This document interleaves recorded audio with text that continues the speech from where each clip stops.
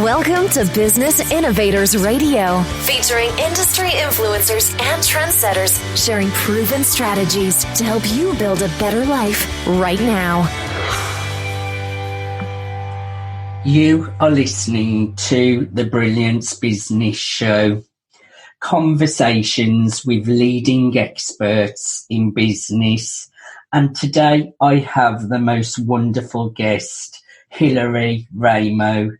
Hillary is a radio host, author and artist, and our topic today is holistic living and entrepreneurship.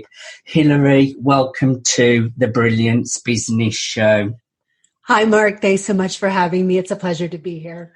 I'm really looking forward to a conversation with you today, Hillary. Before I get started, I just need to make a legal disclaimer that Hillary is not offering legal advice or legal assistance. So let's get started with the show. Hillary, can you share with our listeners a little bit about yourself and your business? Sure. Well, I've been doing the work that I call it for a very long time.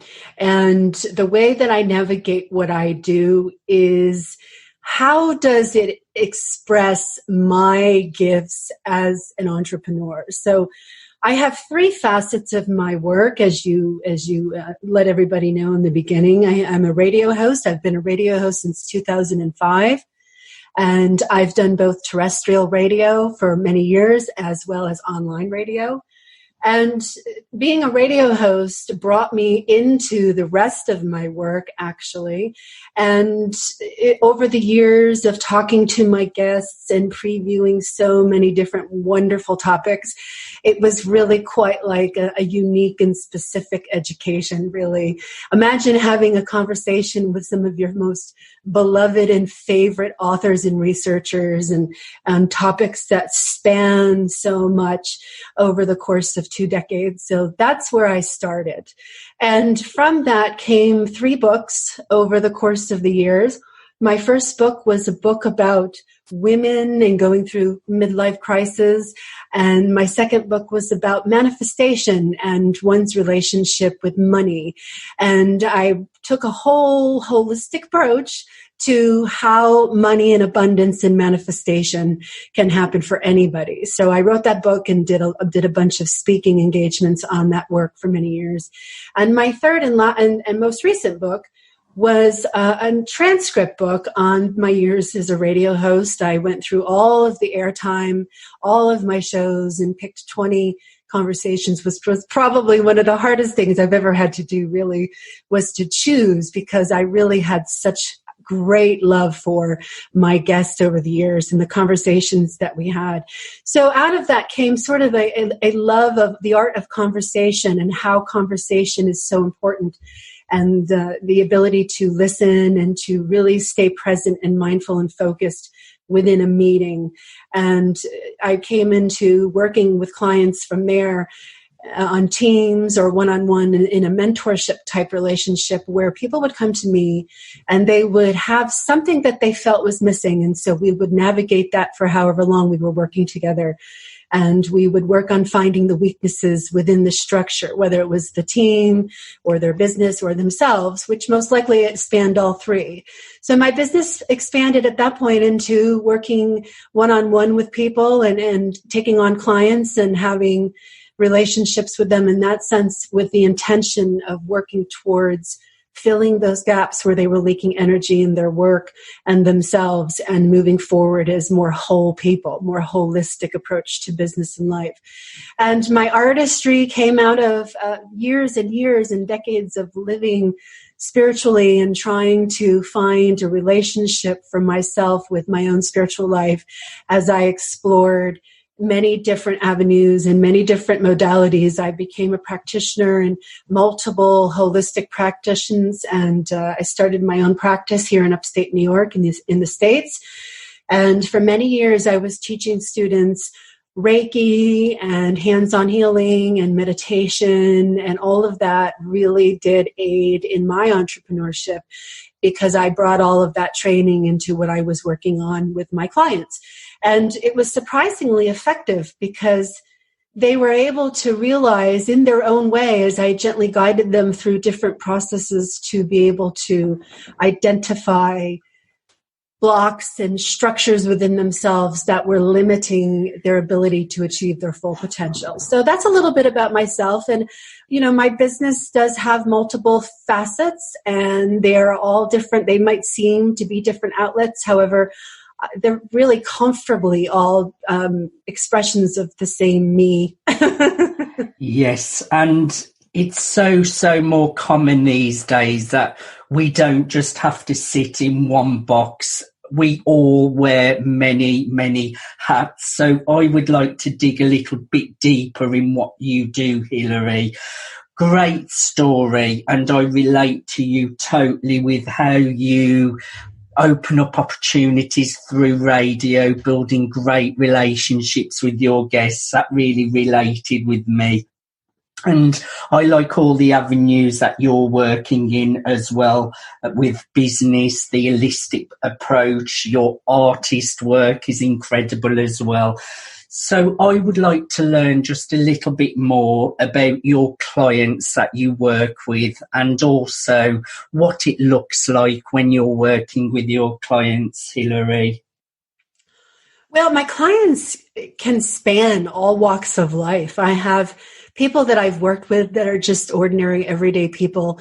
And I have clients who come from more of a corporate background, and maybe they're not in management yet, but they're working to strive for that. And I've also worked with people who are in management, or even CEOs of different companies. I've been on teams, product development teams. I've also been on product launch teams. And it's quite an interesting adventure, and I love every single one of the projects that I've ever been involved in, because they've taught me so much about navigating the business mind and the business mindset. And you might think that those two things are different than holistic Reiki or hands-on healing or meditation, but really they're not, because at the end of the day, what happens is we all have a still point within us, and the more that we communicate and sit in that still point, we develop a much better listening and mindfulness approach to our work. And when we're working in community or in meetings, what I like to do is transform those meetings into what I call a circle. And the circle is the willingness of people to shift from informal socializing to opinionated discussion into a receptive attitude of thoughtful speaking and deep listening that embodies the practices and structures that allow teams and businesses to come together in a more productive way. At the end of the day, there are always things within a business that you can strengthen or reinvent or reorganize to make your business more efficient. So my clients come to me. I'll give you an example. A couple of years ago, I was actually hired to work on the team of a man who was the head technologist for Alibaba in Asia. And he was branching off into his own company called WorldBit. And WorldBit was the concept of goods and products and consumer management. So we were developing a GPS location type product that people could list something that they had for sale, very similar to Facebook Marketplace, that people could list something that they had for sale and somebody could find it if they were searching for a product. And so we developed a cryptocurrency product that was part of that as well. So it was to help to build a cryptocurrency product and make it available and useful and practical, and to give value, because one of the things that I've studied on my own since 2014, because of my radio show, because I interviewed this gentleman, I was mentored by him to understand the fluctuation, the new market of Bitcoin and cryptocurrencies. So it's been kind of a hobby. I did invest for a little while. And then I ended up studying Bitcoin cryptocurrency at the University of Nicosia in Cyprus. And then I ended up studying it also at UC Berkeley, and blockchain and payment and prediction systems at Harvard. So I have built a rather interesting toolkit of skill sets. And so when my clients come to, so anyway, I was on this team and I was part of the product development, and my job was really to come in to see how useful and to really navigate the practicality for consumers and customers who are not well equipped with Bitcoin or blockchain itself. So Yes. I was there to make sure that everyday Sue and Joe or whoever could use the platform, understand it, and it was easy, practical. And but a lot of the times there were moments where, you have technologists and the engineers who are putting together these products they understand it, they know what's going on, but you have to refine it down to being a certain level of accessibility for people who aren't engineers or technologists. So that was part of my role. And so the clients that I work with tend to be people who bring me on for some sort of consultation into whatever it is that they're doing. And I like what you said about how you are about having an open discussion, because in today's modern world, it's so easy for censorship, isn't it, Hillary? And freedom of speech is becoming more difficult, which I know you're a champion of, because everyone should be entitled to their opinion. What are your views on that, Hillary? Well, I think Beacon Radio made me a good candidate for that discussion. And over the years when I was on the air, we were talking about a lot of fringe topics. I had some whistleblowers on. I had people who were in certain industries who were coming out to talk about some new things or exposés, that kind of thing. And, it really felt like we were accomplishing something. And when I say we, I'm talking about me and my team or my producers. And so we were giving something to our audiences. We were giving information. We were giving insight and alternative perspectives. And a lot of people called us alternative media people because we weren't mainstream people, but we were doing a sort of media online and in terrestrial radio where we weren't hired by the networks to spew out whatever narrative they want spewed out. We actually had our own voices. And my colleagues across the board in alternative media, we all know each other. We've all supported each other. Some of us are better than others, just at, the whole production thing and getting certain guests on. And then what I noticed, because alternative media quickly became very popular, we had millions of listeners between all of us. I mean, some of us even had millions and millions of listenership all the way around. When I was on Achieve Radio in my early years, I was the #1 downloaded show for probably several years in a row. So the listenership, they were craving this understanding and this knowledge, and they were craving a new way to see things and to understand things that they intuitively felt they didn't understand correctly. So they were seeking out answers within our genre. And we were more than thrilled to give it to them. And then what happened, in my opinion, this is just my opinion, there was some kind of infiltration into all of it. And you can't, and we talk about censorship now, we talk about what's happening on social media with, most people, when they think of censorship, they think of the president and they think of different aspects of political orientation. However, what I'm talking about is much different. What I'm talking about is the years where I was on the radio, it was kind of like the wild, wild west. And this has even been admitted by Google executives publicly in forums where they've given talks.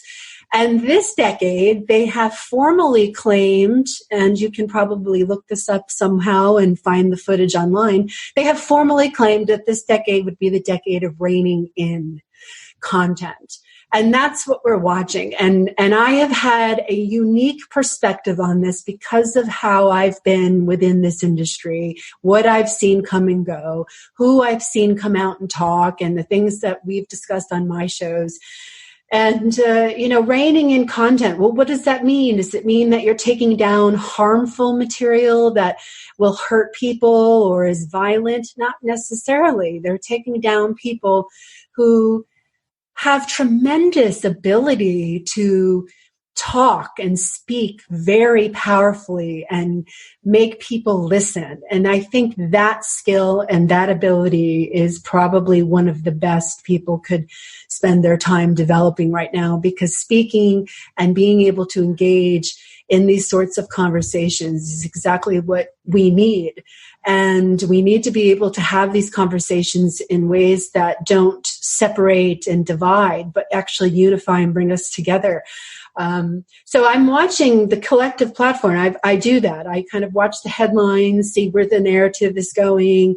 I talk a lot about certain things I feel very passionate about. And censorship has definitely jumped on my radar, especially more so this year with the pandemic and with the situations going on in the world. And I think what we have to remember is that, information is just information until you actually let it in and attach some sort of emotional energy to it, right? So I can have information. I can tell you something, Mark, and you can go, oh, that's interesting, and move on about your day, right? It doesn't have any real effect, doesn't land and disturb your status quo or your center. Or I could tell you some information and put an opinionated power behind it.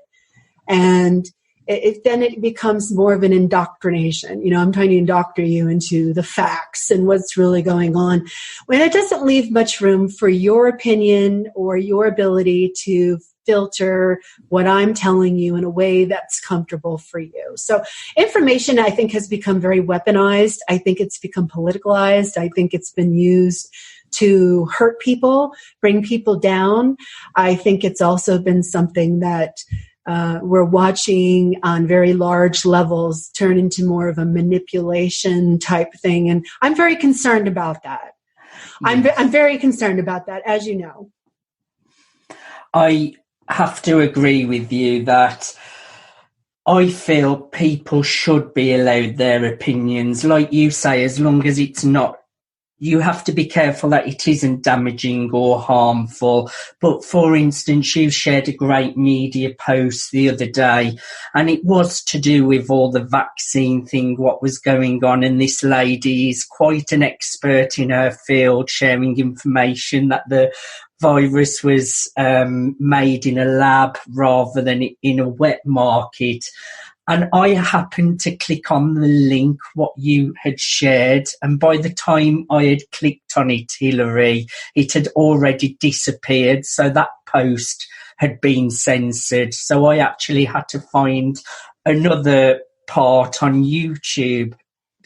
And I feel people should be allowed to give their opinions if they feel that they are right in that opinion and they have evidence to back it up as well. So it's just a shame that there's so much censorship. I know it's really tough times at the moment, and information does need to be carefully spread.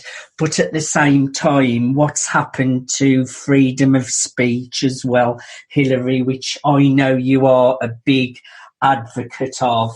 Also, you're a big advocate of bringing people's whole self out.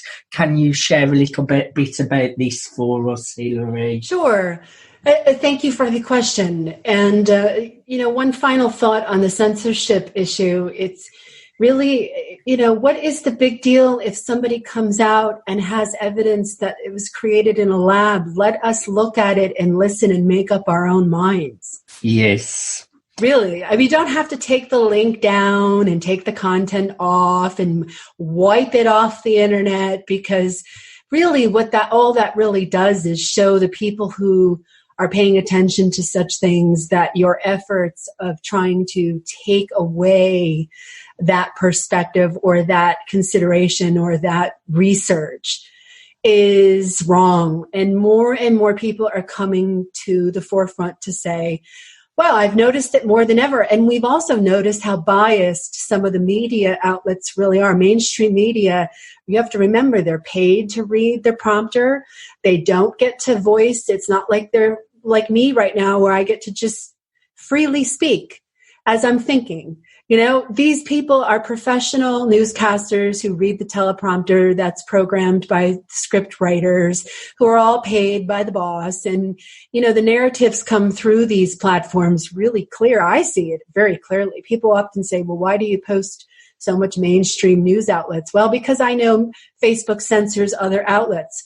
I've gone to share other links to non-mainstream outlets that have information, and I'm actually not able to post those, which, hey, you know, I mean, I guess if you're Mark Zuckerberg and you own the whole world when it comes to your platform, I guess the way you censor things is your call. But I mean, when you opened up a platform in the early 2000s with the intention of transparency, social transparency, and you do the exact opposite, you know, a decade or two down, you know, however long down the road, it's been almost 20 years, I think. And you can't just suddenly turn on your users. But you know, anyway, that's a whole nother rabbit hole. I don't know. But, to answer your question, what was your question, Mark? My question was how you support people to bring their whole self out, and also how holistic and business can work together so beautifully as well, Hillary. Yes. So this concept of holistic business, what is this? Is this some new age mockery of entrepreneurship? No. What it is it's a very, very useful system for taking a look at any problem, whether that problem is an employee or a situation in your office or a new product innovation type thing. So what I start with when I say holistic, I go around what's sort of a circle. I look at the physical, the emotional, the spiritual, and the mental aspects of whatever it is. So I'll put whatever it is right in the center of the circle. Okay, so let's, for example, say an employee that's not being productive and not showing up on time. How do I navigate this without just firing the person? So I put the person in the middle and I say, well, what's the physical aspects of this? He's late, doesn't turn his work in on time, misses his deadlines, shows up very tired and lacks energy. The emotional part, well, maybe he doesn't deal with, let's say he doesn't deal with authority very well, or, you know, he brings his personal life through the door a lot and just brings a lot of heavy emotional baggage with him. Spiritually, what's the higher message here?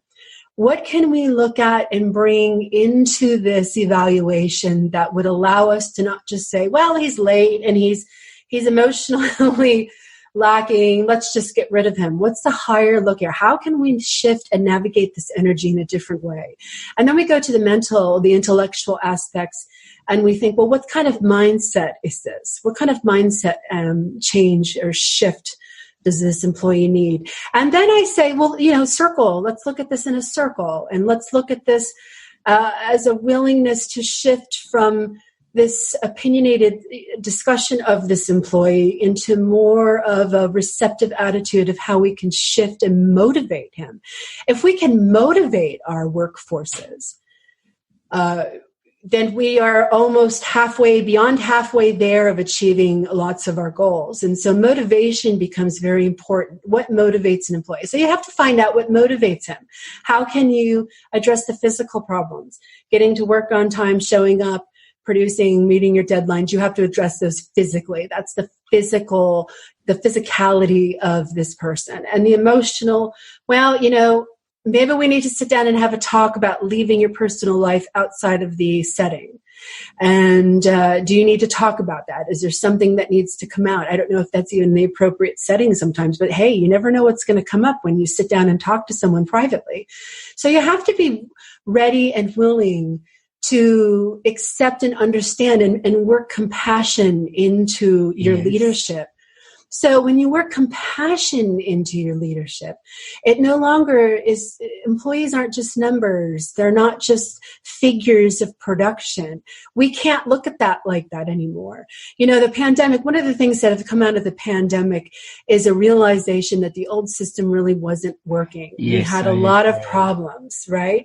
And we now have an opportunity to take a look and reinvent the things that weren't working before. So I say compassion to your workforce, compassion to your employees, compassion to your management teams is always a better idea than non-compassion, because non-compassion just reinforces the old, cliche thought that corporate life is just greedy, cold, and careless, and doesn't care about their employees. And in some cases, unfortunately, that is true. Yeah. So if I were to go into one of those companies and that was the case, then the first thing I would immediately do is call a meeting. And we would have to discuss the attitude and structure of thoughtful speaking and deep listening and receptive attitudes and what that means. And how do you motivate a workforce to work on those things? Well, you have to be creative and you have to come up with ways that will perk their interest and deepen their understanding. And so you have to meet them where they are. That's the biggest number one key to changing or shifting anything, is that you have to meet people where they are. And there's no judgment in that. And there's nothing but, okay, that's the bottom floor. We're going to build from there. And if they don't understand what thoughtful speaking is, then you go through some practices of that. You go through practices with deep listening, practices of receptive attitudes. And you'll start to see a glimmer of light come out of things that you had perhaps never seen before. And people will start finding inspiration in ways that they hadn't. So I think the whole topic of consumerism, I mean, our planet is not really going to hold us in this kind of lack of sustainable business anymore. It's too hard on our resources. It's too hard on people. You know, people are not here to just work a 9-to-5 job and give their entire life away to a corporate setting, a business that, doesn't care about them, and they just show up every single day and work really hard until they die. I mean, we're not really built to just do that, Mark. I mean, our human purpose and human interaction and human sharing is what is the basis of what we're here to do. And so people might go from job to job or change careers at certain points in their lives. And so when people say, well, what do you do? I hate that question. That's the first thing I say, because what do I do isn't always a full picture of who I am. Yes. So people have to find something bigger than themselves, some bigger purpose than themselves, some bigger purpose than their boss or their corporate mission statement. And they have to find a way to embody that bigger purpose while working on a project or a team or in an office or whatever it is that they're doing.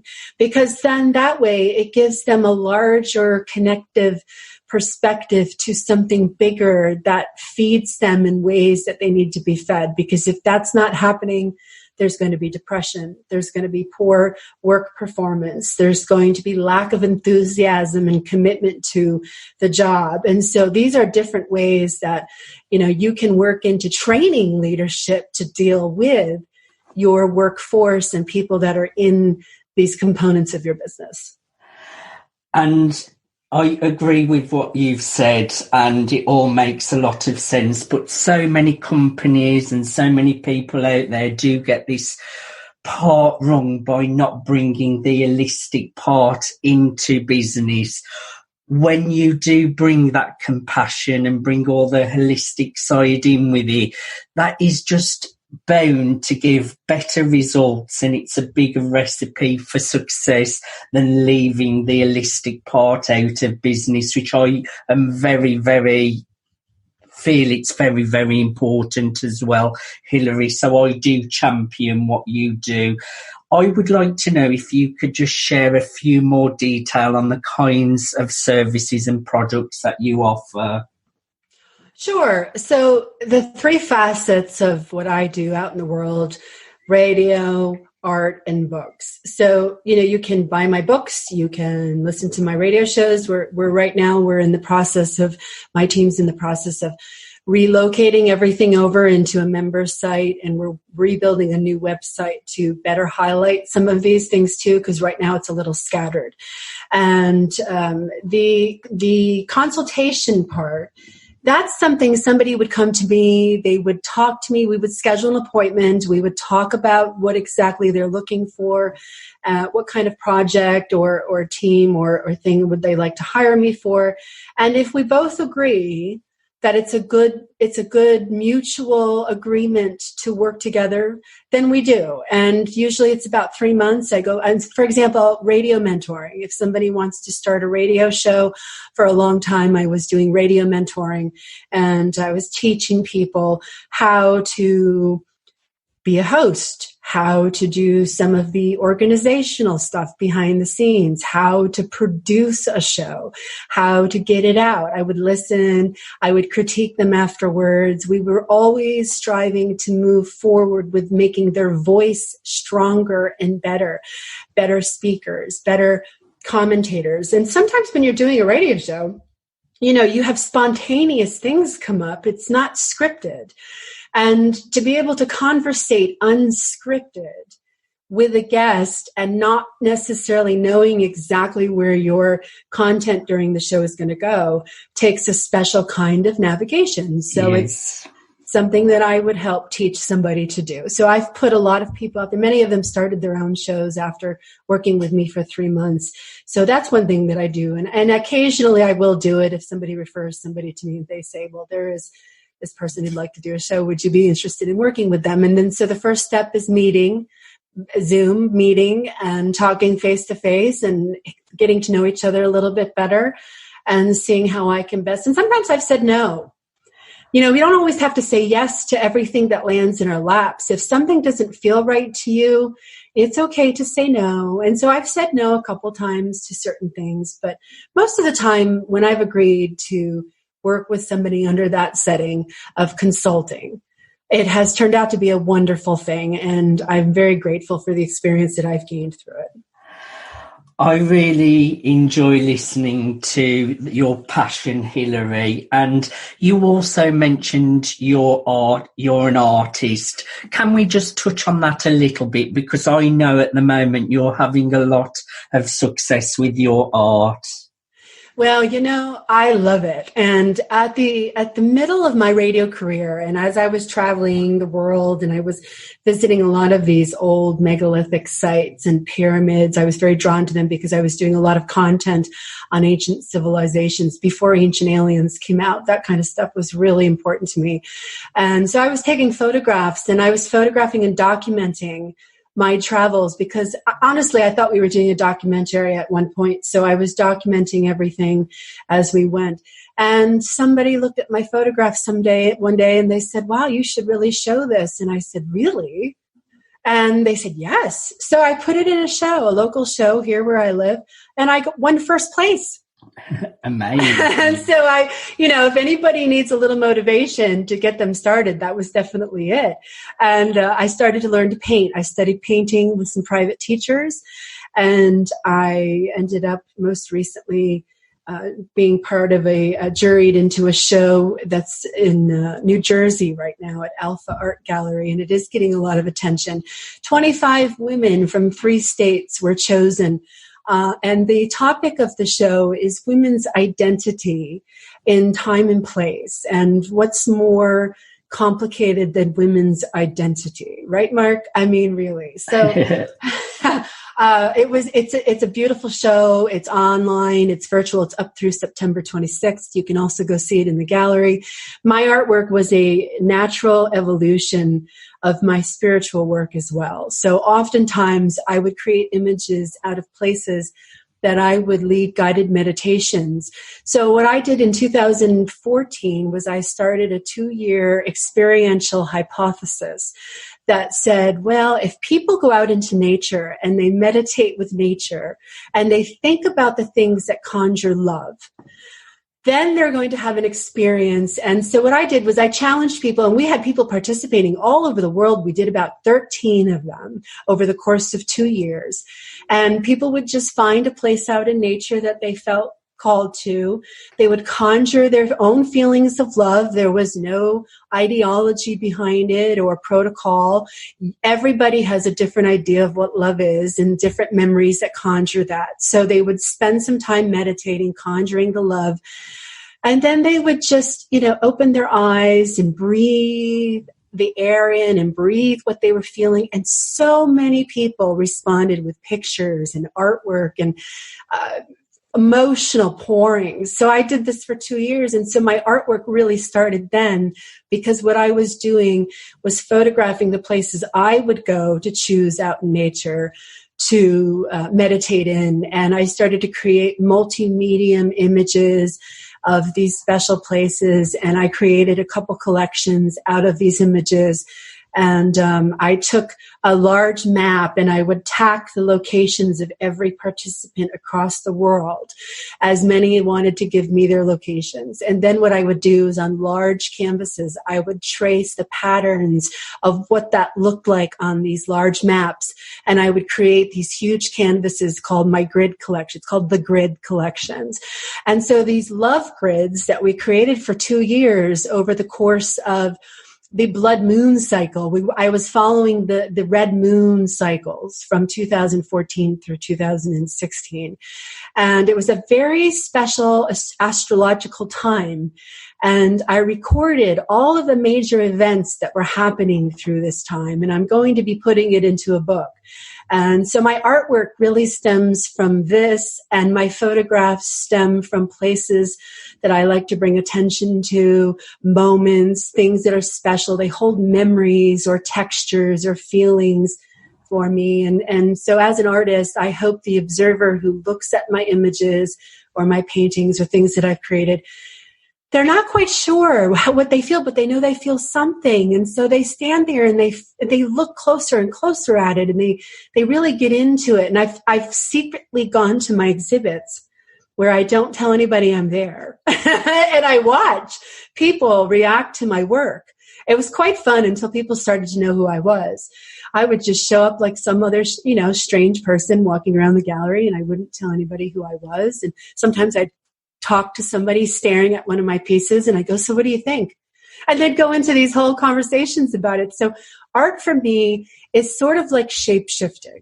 It's a very shamanic art process, because the images ask that you can take it at face value, just like anything.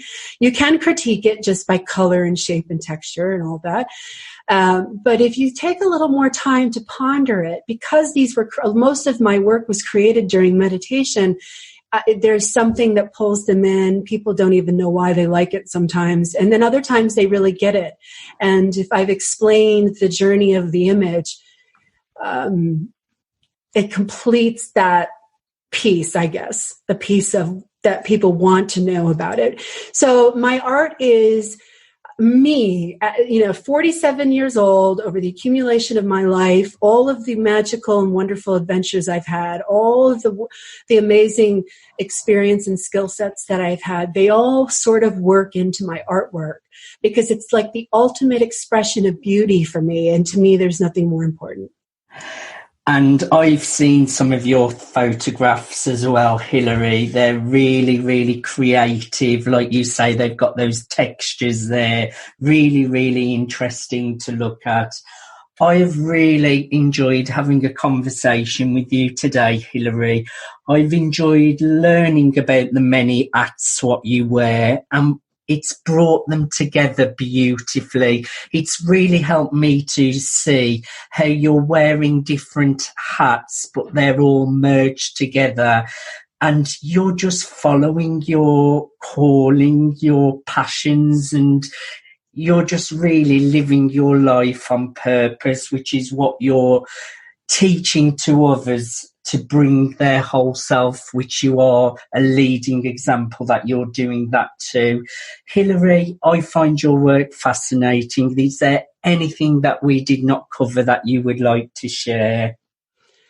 Well, to be honest, Mark, we could talk for hours and probably have great stuff to talk about, but I think we covered it very well, and I appreciate your questions, and thank you so much for having me today. It's been my pleasure. My last question, Hilary. I want all our listeners to go out and check out Hilary Raimo, have a look at what she's doing in this world, check out her radio show of some of the great topics, what she covers, check out some of her artwork. My last question is, how can our listeners get a hold of you? What is the best way for them to connect with you? Well, a good old email. You can send me an email to hillaryraimo@gmail.com. I'm going to start funneling everybody into that because we're rebuilding a website right now and social media. Sometimes I see things and sometimes I don't. So best way is send me an email, hillaryraimo@gmail.com, and I will do my best to respond. Thank you so much, Hilary, for your time today. It's been an incredible conversation, and I urge everyone to go to hillaryraimo@gmail.com, reach out to her and connect with this incredible human being. Thank you so much for our conversation today. Thanks, Mark, and thanks for everybody who's taken the time to listen. You have been listening to the Brilliance Business Show, conversations with leading experts in business. Thanks for listening to Business Innovators Radio. To hear all episodes featuring leading industry influencers and trendsetters, visit us online at businessinnovatorsradio.com today.